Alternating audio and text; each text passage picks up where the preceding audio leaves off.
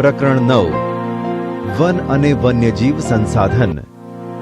વિદ્યાર્થી મિત્રો, માનવનું અસ્તિત્વ પ્રગતિ અને વિકાસ સંસાધનોને આભારી છે. આદિકાળથી કુદરત પાસેથી વિભિન્ન ચીજો મેળવીને આપણે આપણી જરૂરિયાતોની પૂર્તિ કરતા આવ્યા છીએ. જેમાં જંગલો અતિ મહત્વનું સંસાધન લેખાય છે. જંગલોનો સામાન્ય અર્થ વૃક્ષો, ઝાંખરા કે ઘાસનો સમુચ્ચય. કુદરતી વનસ્પતિમાં એ જ વનસ્પતિને સમાવી શકાય જેનો ઉછેર માનવની સહાય વિના કુદરતી રીતે થયો હોય. તેને અક્ષત વનસ્પતિ કહે છે. ભારતમાં આ પ્રકારની વનસ્પતિ હવે માત્ર હિમાલય, સુંદરવન અને થરના રણના દુર્ગમ વિસ્તારોમાં જ જોવા મળે છે. જંગલોનું વર્ગીકરણ. આ વર્ગીકરણ જુદી જુદી દ્રષ્ટિએ કરવામાં આવે છે. આબોહવાને આધારે જંગલના પ્રકારો તમે ધોરણ 9માં શીખી ગયા છો. અહીં આપણે વહીવટી તથા માલિકી અને વ્યવસ્થાપનની દ્રષ્ટિએ પડતા જંગલોના 3 પ્રકારો જાણીશું. વહીવટી દ્રષ્ટિએ જંગલોના પ્રકાર. 1. અનામત જંગલ. આ પ્રકારના જંગલો સીધા સરકારી તંત્રના નિયંત્રણમાં હોય છે. એમાં લાકડા કાપવા કે વીણવા તથા પશુચરાણ માટે પ્રવેશ કરવાની મનાઈ હોય છે. 2. સંરક્ષિત જંગલ. આ પ્રકારના જંગલોની દેખભાળ સરકારી તંત્ર દ્વારા કરાય છે. વૃક્ષોને હાનિ પહોંચાડ્યા સિવાય લાકડા વીણવાની અને પશુચરાણની સ્થાનિક લોકોને છૂટ હોય છે. 3. અવર્ગીકૃત જંગલ. આ પ્રકારના જંગલોનું વર્ગીકરણ હજુ સુધી થયું નથી. અહીં વૃક્ષોના કાપવા તથા પશુચરાણ પર કોઈ પ્રતિબંધ નથી. માલિકી, વહીવટ અને વ્યવસ્થાપન દ્રષ્ટિએ જંગલોના પ્રકાર. વિદ્યાર્થી મિત્રો, ભારતના જંગલોને માલિકી, વહીવટી અને વ્યવસ્થાપન દ્રષ્ટિએ આ મુજબ 3 ભાગમાં વહેંચવામાં આવે છે. 1. રાજ્ય માલિકીનું જંગલ. આ પ્રકારના જંગલો પર નિયંત્રણ રાજ્ય કે કેન્દ્ર સરકારનું હોય છે. દેશના મોટા ભાગના જંગલ વિસ્તારો આ પ્રકારમાં આવે છે. 2. સામુદાયિક વન. આ પ્રકારના જંગલો પર સ્થાનિક સ્વરાજ્યની સંસ્થાઓ એટલે કે ગ્રામ પંચાયત, નગરપાલિકા, મહાનગરપાલિકા, જિલ્લા પંચાયત વગેરેનું નિયંત્રણ હોય છે. 3. ખાનગી જંગલ. આ પ્રકારનું જંગલ વ્યક્તિગત માલિકીનું હોય છે. ઓડિશા, મેઘાલય, પંજાબ અને હિમાચલ પ્રદેશમાં આ પ્રકારનું જંગલ વિશેષ જોવા મળે છે. જો કે આ પ્રકારના ઘણા ખરા જંગલો ક્ષત-વિક્ષત અવસ્થામાં તો કેટલાક ઉજ્જડ અવસ્થામાં મળી આવ્યા છે. નિર્વનીકરણ, જંગલ વિનાશ. નિર્વનીકરણ એટલે જંગલોનું નષ્ટ થવું. અત્યંત ઊંચા દરે થતું નિર્વનીકરણ આપણા દેશની નહીં પણ સમગ્ર વિશ્વની મુખ્ય સમસ્યા પૈકીની એક છે. માનવીની વિકાસ યાત્રાનું પરિણામ તેને ગણી શકાય. જો કે કુદરતી રીતે પણ વૃક્ષો નાશ પામે છે, પણ તે માનવીના હસ્તક્ષેપથી થતા વિનાશની તુલનામાં નગણ્ય છે. નિર્વનીકરણની અસરો. વિદ્યાર્થી મિત્રો, નિર્વનીકરણ અસરો વ્યાપક રીતે અનુભવાય છે. વાતાવરણમાં કાર્બન ડાયોક્સાઇડની માત્રા વધે છે. હરિતગૃહ પ્રભાવની એટલે કે ગ્રીનહાઉસ ઇફેક્ટ અસરો વધારે ઘેરી બને છે. વૃક્ષોનું આચ્છાદન દૂર થતાં માટીના ધોવાણથી ખેતી ફળદ્રુપતાની સમસ્યા વધે છે. દ્વીપકલ્પીય ભારતના જંગલોમાં મોટા પાયા પર થયેલ નિર્વનીકરણના કારણે જંગલ વિસ્તાર ઘટ્યો છે. વળી અનેક સજીવોએ પોતાના કુદરતી આવાસો ગુમાવ્યા. તેના પરિણામે વન્યજીવો ખોરાક અને પાણીની શોધમાં માનવ વસવાટના ક્ષેત્રો તરફ આવી ચડે છે. માંસાહારી વન્યજીવો દ્વારા જંગલની નજીકના ક્ષેત્રોમાં વસતા પશુપાલકોના પાલતુ પશુઓના મારણના બનાવો વધી રહ્યા છે. વન સંરક્ષણ અંગેના ઉપાયો. લાકડાના વિકલ્પે વાપરી શકાય તેવી સામગ્રી માટે સંશોધનો હાથ ધરવા. તેથી લાકડાનો વપરાશ ઘટતા વનો બચશે. જ્યાં જરૂરિયાત કે વિકાસ માટે નિર્માણ કાર્ય કરતાં જે વૃક્ષો અનિવાર્યપણે કાપવા પડે તેની જગ્યાએ નવા એ જ પ્રજાતિના વૃક્ષો વાવવા જોઈએ. અપરિપક્વ વૃક્ષોના કાપવા પર સંપૂર્ણ પ્રતિબંધ મૂકવો જોઈએ. જે ઉદ્યોગો જંગલોમાંથી કાચો માલ મેળવે છે તેને ભવિષ્યની જરૂરિયાત સંદર્ભે વનીકરણ માટે ફરજ પાડવી જોઈએ. ઇકો ટુરિઝમના વિકાસના નામે જંગલની સ્થિતિ ન જોખમાય તે માટે કડક રીતે નિયમન કરવું. સ્થાનિક લોકોમાં આ અંગે વ્યાપક જનજાગૃતિ કાર્યક્રમોનું આયોજન કરવું. શાળા કોલેજોમાં શીખવાતા પાઠ્યક્રમોમાં આ અંગેની વિગતો સમાવવી અને વન સંરક્ષણની વિશેષ જરૂરિયાત સમજાવવી. ઘાસચારો અને બળતણ માટેની જરૂરિયાત માટે સામાજિક વનીકરણ અને કૃષિ વનીકરણને આયોજનબદ્ધ પ્રોત્સાહક પગલાં ભરી સઘનપણે વિસ્તારવા. બળતણની જરૂરિયાતમાં લાકડાના વપરાશને બદલે સૌર ઊર્જા, કુદરતી વાયુ વગેરે જેવા વિકલ્પો અપનાવવા જોઈએ. વન સંસાધનોનો કરકસરભર્યો ઉપયોગ કરવો. કીટકોથી ક્ષતિગ્રસ્ત થયેલા વૃક્ષોને દૂર કરવાથી અન્ય તંદુરસ્ત વૃક્ષોના વિકાસની પ્રક્રિયા ઝડપી બને છે. દાવાનળથી જંગલોને ભારે નુકસાન થાય છે. તેના શમન માટે રાષ્ટ્રીય સ્તરે અલાયદું તંત્ર કે દળ ઊભું કરવું. જંગલ ક્ષેત્રોમાં આવેલા ધાર્મિક આસ્થા કેન્દ્રો પર ભરાતા મેળા, યોજાતા ભંડારા કે પરિક્રમા સમયે પરિવહનની સુવિધા વધતા અને પ્રવાસ સુગમ થતા હજારો યાત્રિકો પહોંચે છે. તે સમયે થતો કચરાનો યોગ્ય નિકાલ ન થવાથી જંગલ દૂષિત થાય છે. પશુચરાણ માટે અલાયદા વિસ્તારો રાખવા જોઈએ. વૈવિધ્યસભર વન્યજીવન. ભારતમાં આબોહવા અને ભૂપૃષ્ઠની દ્રષ્ટિએ ઘણી વિવિધતા જોવા મળે છે. આ ભૌગોલિક વૈવિધ્યતાને કારણે જીવજંતુઓ, પશુ પક્ષીઓ અને વનસ્પતિમાં વિવિધતા જોવા મળે છે. વિશ્વમાં પશુ પક્ષીઓની લગભગ 15 લાખ જેટલી પ્રજાતિઓ છે. તેમાંથી 81,251 જેટલી પ્રજાતિઓ ભારતમાં જોવા મળે છે. જૈવ વિવિધતાની દ્રષ્ટિએ જોઈએ તો ભારત વિશ્વમાં 12મા સ્થાને છે. ભારતમાં એશિયા, યુરોપ અને આફ્રિકાના 3 પ્રકારના વન્યજીવો જોવા મળે છે. આફ્રિકાના ઝરખ, ચિંકારા, યુરોપીય વરુ, જંગલી બકરીઓ અને કશ્મીરી મૃગ. દક્ષિણ પૂર્વ એશિયાના હાથી, ગિબન કે જે વાંદરાની એક જાત છે વગેરે જોવા મળે છે. ભારતના જૈવ વૈવિધ્યમાં કાળા રંગના રીંછ, એક શિંગી ભારતીય ગેંડો, હરણ, વિવિધ પ્રકારના સાપ, મુખ્ય પક્ષીઓમાં મોર, ઘોરાડ, બાજ, કલકલિયો, સુરખાબ અને સારસ જોવા મળે છે. હિમાલયમાં ઊંચાઈ પર જોવા મળતો હિમદીપડો અને ત્યાં જ શીતવનોમાં જોવા મળતું લાલ પાંડા વિશિષ્ટ પ્રાણીઓ છે.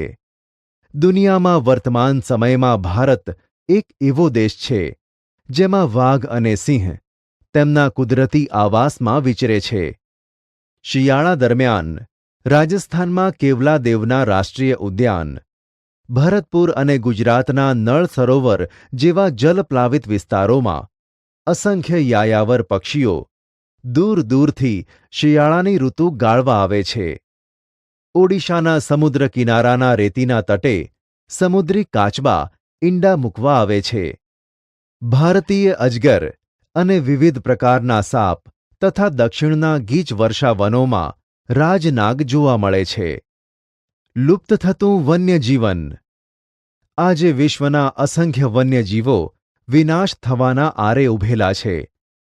શક્તિશાળી જંગલી પ્રાણી વાઘ ગત સદીની શરૂઆતમાં સમગ્ર ભારતમાં જોવા મળતા હતા. તે સમયગાળામાં ગુજરાતમાં ઈડર, અંબાજી, પંચમહાલ અને ડાંગના જંગલોમાં વાઘ જોવા મળતા હતા. આજે ગુજરાતના જંગલોમાંથી વાઘ સંપૂર્ણપણે નષ્ટ થયા છે. ભારતના જંગલોમાંથી ચિત્તો નષ્ટ થઈ ચૂક્યો છે. અગાઉ ભારતના જંગલોમાં સહજ જોવા મળતી અનેક પક્ષીઓની જાતિઓ હવે ભાગ્યે જ નજરે પડે છે.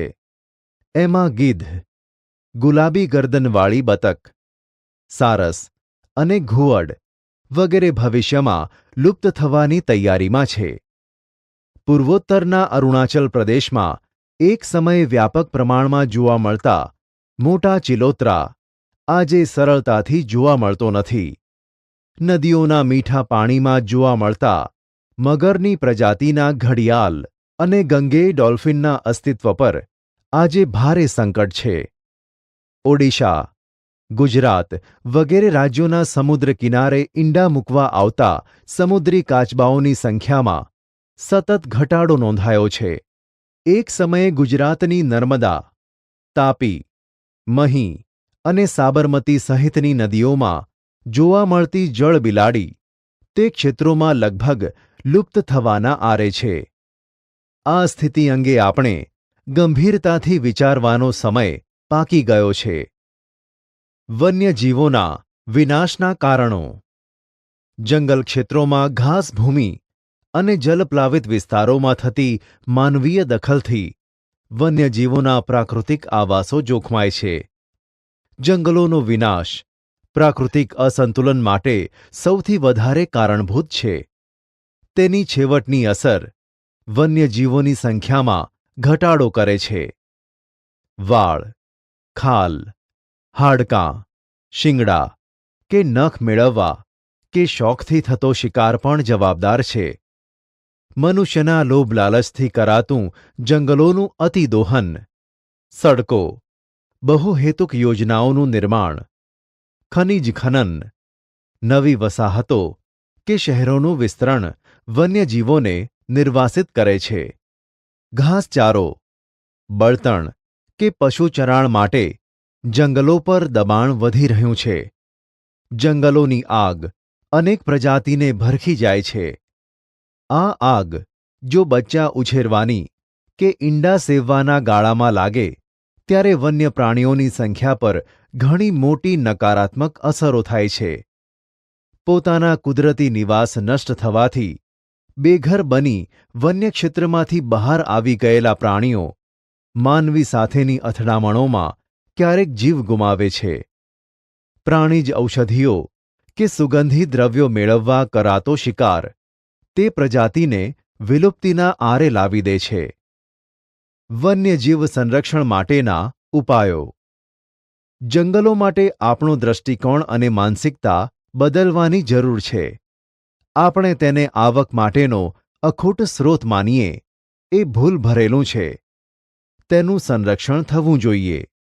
તો જ વન્યજીવો માટેના કુદરતી આશ્રયસ્થાનો બચશે. જંગલોમાં તૃણાહારી અને માંસાહારી પ્રાણીઓની સંખ્યાનું સંતુલન જાળવવું અને તે માટે જંગલના જળ સ્રોતોની જાળવણી તથા પાલતુ પશુચરાણ પર પ્રતિબંધ જેવા પગલાં ભરવા. શિકાર ડામવા કડક કાયદા અને તેનો સખ્તાઈથી અમલ કરાવવો જોઈએ. જંગલોમાં થતા ગેરકાયદેસર ખનન કાર્યના પ્રતિબંધ ભંગ માટે કડક સજા અને દંડની જોગવાઈ કરવી જોઈએ.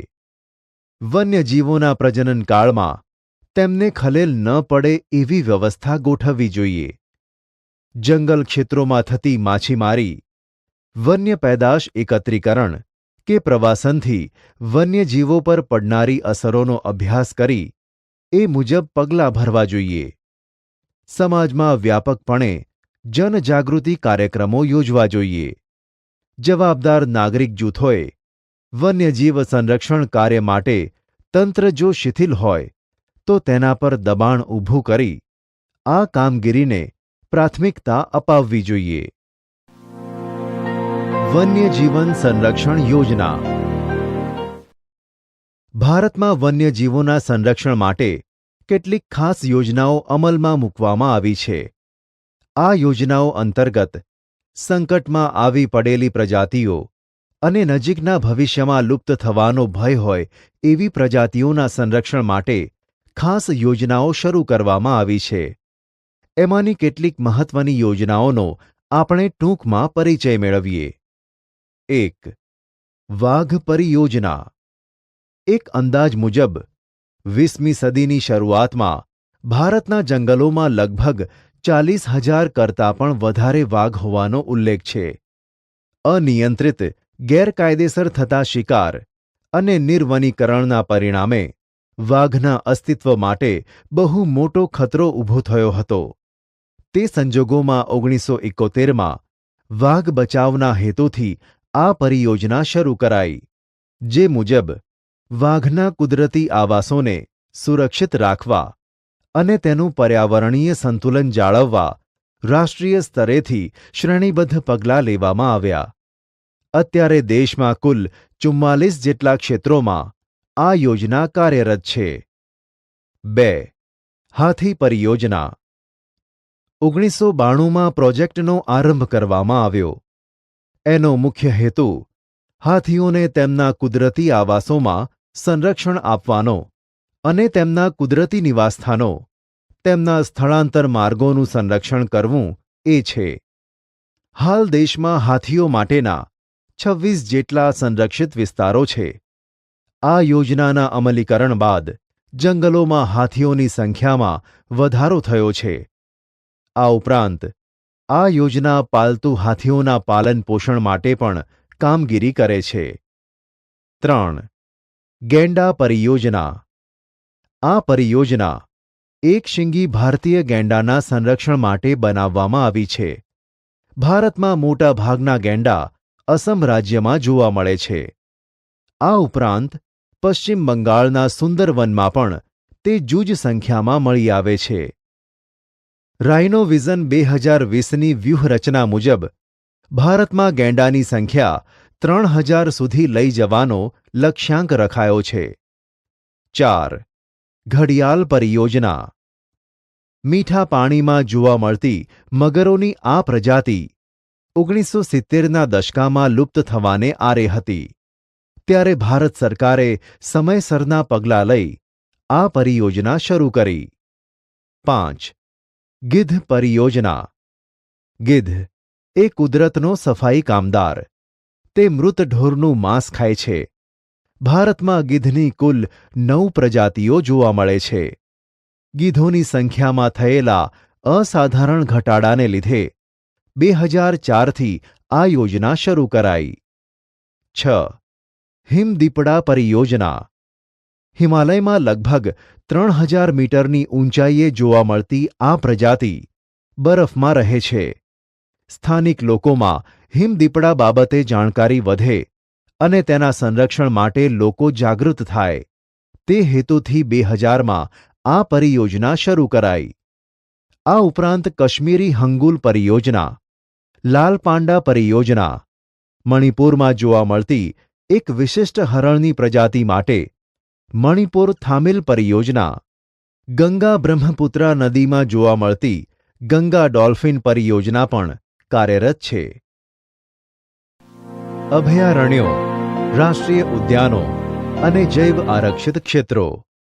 વિદ્યાર્થી મિત્રો, વન્યજીવોના સંરક્ષણ હેતુસર અભયારણ્ય, રાષ્ટ્રીય ઉદ્યાન કે જૈવ આરક્ષિત ક્ષેત્રોની સ્થાપના કરવામાં આવે છે. આ ત્રણેય શબ્દો એકબીજાના પર્યાય જેવા લાગે છે, પરંતુ એમાં તફાવત છે. આપણે તેનો પરિચય મેળવીએ. 1. અભયારણ્ય. ચોક્કસ મર્યાદામાં માનવ પ્રવૃત્તિઓને અનુમતિ આપવામાં આવે છે. સત્તાધિકારી પાસેથી અનુમતિ મેળવ્યા બાદ પાલતુ પશુઓને ચરાવવાની છૂટ મેળવી શકાય છે. વન્યજીવ અભયારણ્યની સ્થાપના કોઈ એક વિશેષ પ્રજાતિના સંરક્ષણ માટે કરાય છે. અભયારણ્યની સ્થાપના રાજ્ય સરકાર દ્વારા જરૂરી પ્રક્રિયા દ્વારા કરી શકાય છે. પેરિયાર, ચંદ્રપ્રભા, એતુર નાગરમ અભયારણ્ય જાણીતા અભયારણ્યો છે. 2. રાષ્ટ્રીય ઉદ્યાન. અભયારણ્યની તુલનામાં આ વધારે સંરક્ષિત ક્ષેત્ર છે. તેમાં એકથી વધારે પારિસ્થિતિકી તંત્ર સમાવિષ્ટ હોય છે. પાલતુ પશુઓને ચરાવવા પર સંપૂર્ણ પ્રતિબંધ હોય છે. અભયારણ્યની જેમ તે કોઈ એક વિશેષ પ્રજાતિ પર કેન્દ્રિત હોતું નથી. તેની સ્થાપના રાજ્ય અને કેન્દ્ર સરકારના સંકલનથી કરાય છે. કાઝીરંગા, કોર્બેટ, વેળાવદર, દરિયાઈ રાષ્ટ્રીય ઉદ્યાન, ગીર, દચીગામ વગેરે અગત્યના રાષ્ટ્રીય ઉદ્યાનો છે. 3. જૈવ આરક્ષિત ક્ષેત્ર. તેની રચના આંતરરાષ્ટ્રીય માપદંડો અનુસાર કરાય છે, જે તે ક્ષેત્રની પ્રાકૃતિક અને સાંસ્કૃતિક વિવિધતાનું સંરક્ષણ કરવાનો હેતુ રહેલો છે. તે ક્ષેત્રમાં થતી બધી વનસ્પતિ, જીવજંતુઓ અને જમીન ઉપરાંત ત્યાં વસતા માનવ સમુદાયોની જીવનશૈલીનું પણ સંરક્ષણ કરાય છે. ત્યાં જૈવ વૈવિધ્ય બાબતે સંશોધન અને પ્રશિક્ષણ માટેની ખાસ સવલતો ઊભી કરાય છે. આ પ્રકારે ઘોષિત વિસ્તારોમાં તમામ પ્રકારની બહારની માનવીય ગતિવિધિ સંપૂર્ણપણે પ્રતિબંધિત હોય છે. આ ક્ષેત્રનો સરેરાશ વિસ્તાર એકંદરે 5,000 ચોરસ કિલોમીટરથી મોટો હોય છે.